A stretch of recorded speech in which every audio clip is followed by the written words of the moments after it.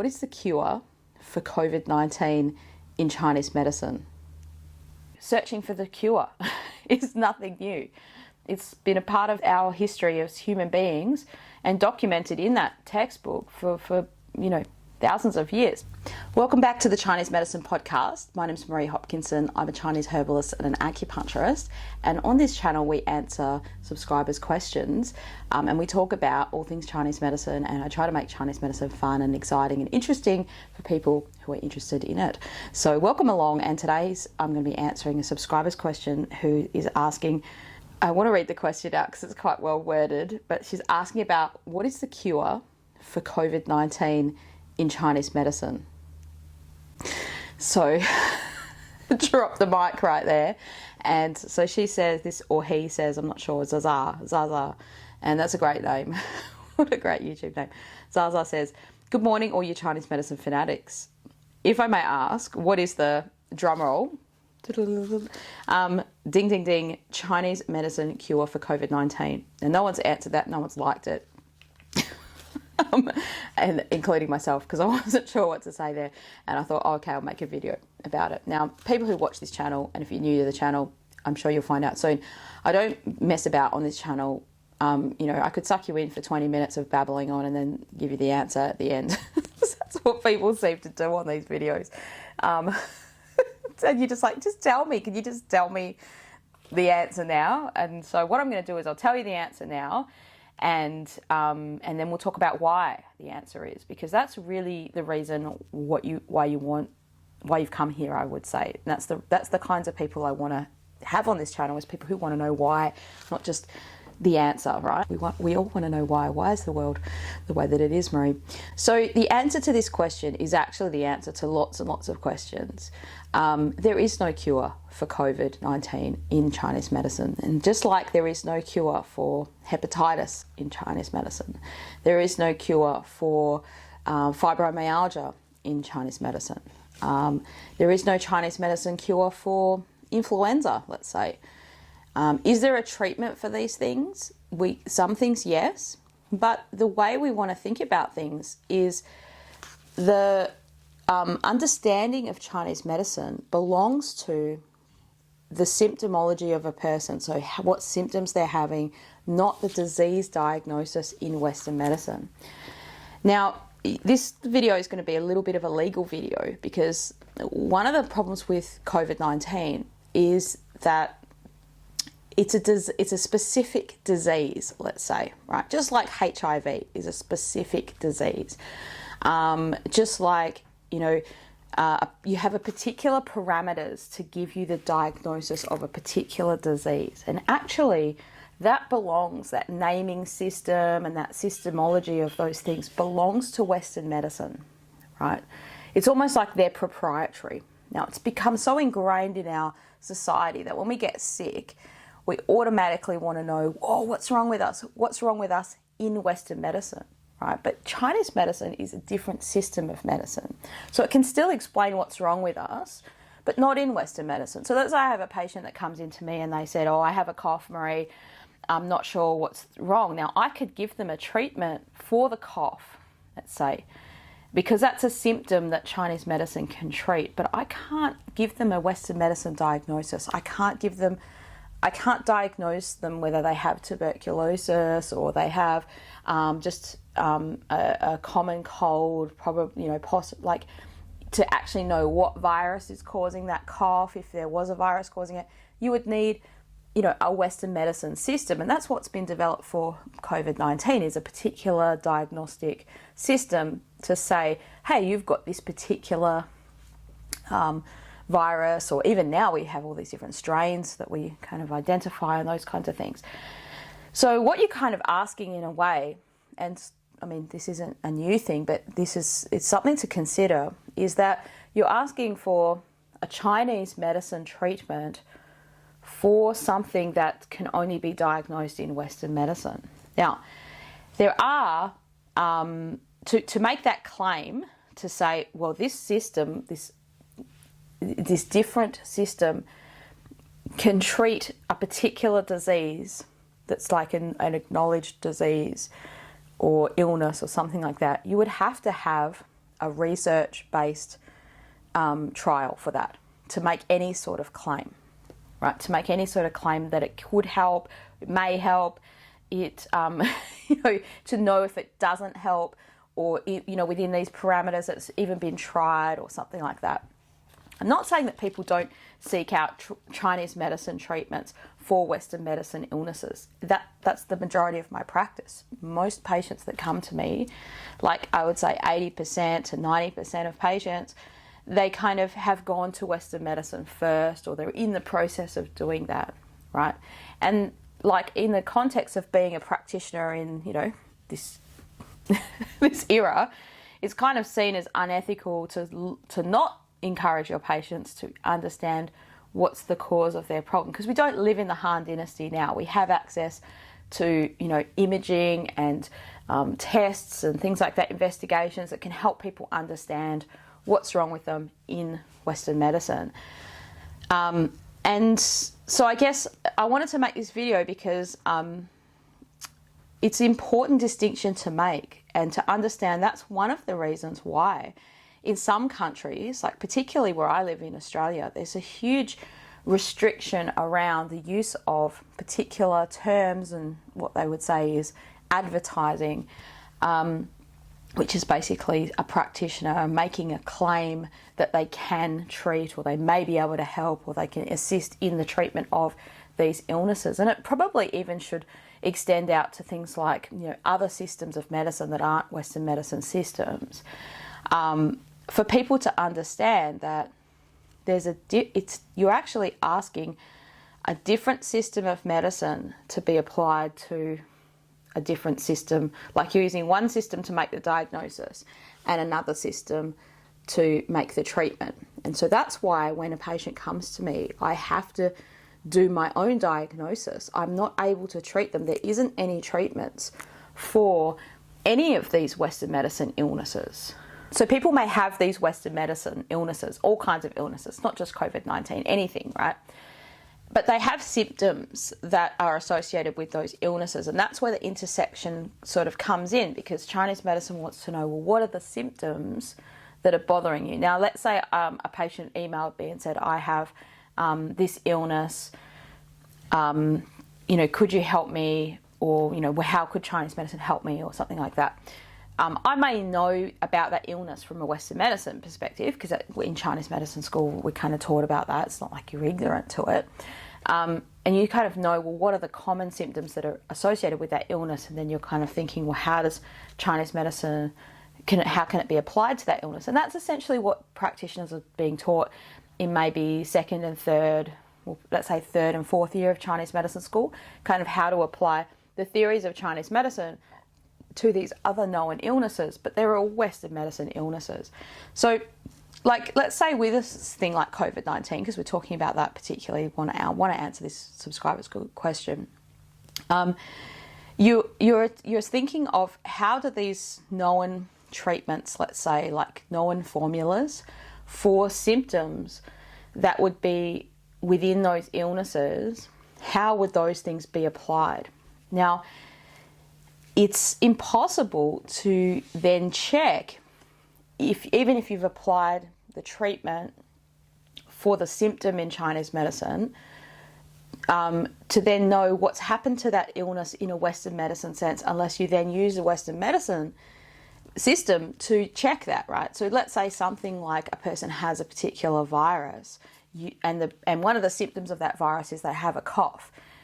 So that cough's very bothering them, right? And they're like, oh, I can't breathe properly, I need help for this cough. And so you use Chinese medicine to administer the treatment. So you might use acupuncture or Chinese herbs, let's say. So they take the herbs, and they take a few bags of herbs and they boil those up, and they feel like, yeah, this cough is better. It's not getting worse.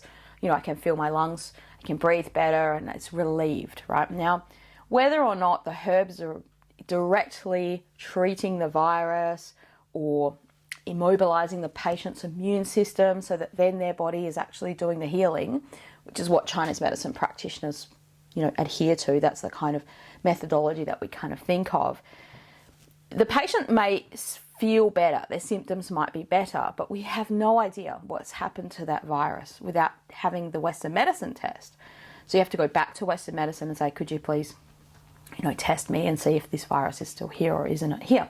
And that's the same way I operate in my practice. Like if a patient says to me, I have, I've had some patients with abnormal cancer cells, let's say, and they wanted to do something to help their immune system or to,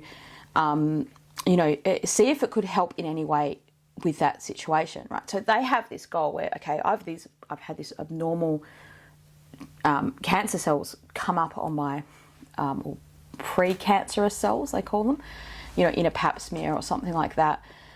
And I have to tell them, look, we don't know what Chinese medicine is actually doing for those things unless you go back and have that test, right? You have to be, if that's your parameters and that's the things you want to focus on, like it would be reckless of me to say, oh, you drink this and then those things could reduce, right? And how could we even know that might influence that is, well, there might have been some research done on particular herbs and that's particularly how I had this one patient that I can think of kind of come to me because they'd done a lot of research themselves and they'd found some studies that were being done on particular herbs used like that. And that then brings me to the next point where when you're using herbs like that for a specific intervention, like a Western medicine intervention, you're actually using those substances, even though they're natural substances, right? So all these herbs here are like natural substances. But if you're using them to like attack a virus or reduce a viral load or reduce this or that or change these things in a Western medicine sense, you're not using that in a Chinese medicine way. You're using it in a Western medicine way.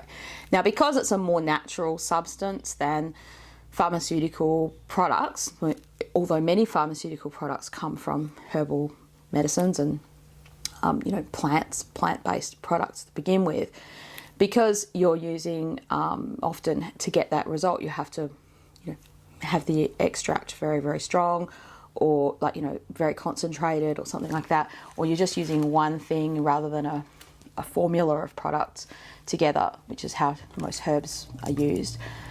It's not really Chinese medicine, so you can't say, oh, I've used like the Chinese medicine system because it's kind of worked for this. You might have used a Chinese herb to treat that or to intervene in that way, but you're not really, that isn't what Chinese medicine is. So I hope this is kind of helping you understand. I want to make it really clear like how Chinese medicine works. That's what we're trying to talk about like on this channel. Like how does it think about things that are wrong with us? And is it appropriate for these illnesses, right? So so we can't really say like, okay, so there's definitely, we can't say there's a Chinese medicine cure for COVID-19. So anyone who's going around on the internet saying, hey, here's the 5 best herbs for COVID-19, like,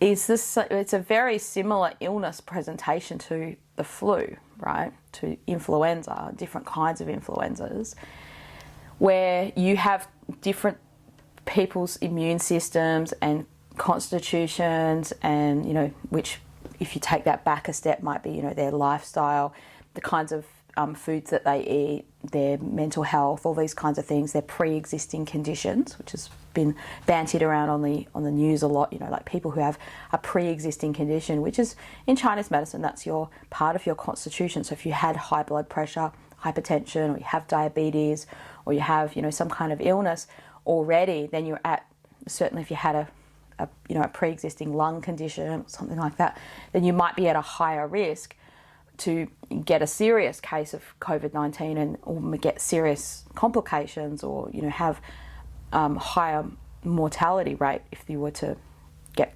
seriously sick, right, and possibly pass away.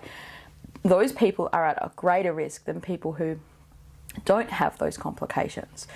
And so the way the illness behaves in your body is not just related to the virus itself. Like that's one thing, right? The particles, the virus that's in the environment, if it happens to be in your environment and you're breathing it in or you're getting it on you, and then how does your body behave against that?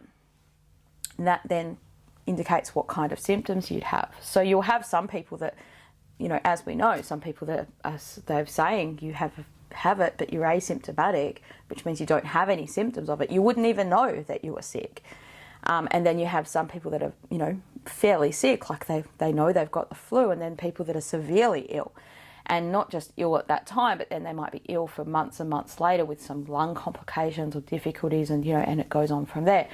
So the way that Chinese medicine would approach those things is all symptom-based by herbal formulas that are tried, tested and true for those kinds of symptoms, but not for that particular virus. It's the same as when Chinese medicine was used in the treatment of SARS and the treatment of other, like swine flu and other kinds of influenza strains. And I'm sure that in the Han Dynasty, when these formulas were created, you know, we say that they're for cold damage, right? We say that they're for the, like Chinese medicine's thinking of it as the invasion of cold into your body, and then this kind of very complex nature of how things change. I mean, that could be a whole nother video to talk about that. Because the formulas that are used are so different day to day almost by the symptoms that change, right? So a patient could have the symptoms day 1, 2 or 3. It will be a different formula to the symptoms that they're going to have on day 4, 5, 6, and, you know, going on and beyond that. And then how that permeates out is very different depending on your constitution. Does Chinese medicine have formulas for all those things? Yes, they do. Like, that's where you'd need to consult with a practitioner, because it's impossible to know which formula to use for yourself. Like, as a lay person, completely impossible. And it would be, you know, really reckless to kind of just try any old one, right? So you want to sort of have a practitioner that knows, has had experience with this kind of treatment of these, what we would call exterior patterns or exterior situations.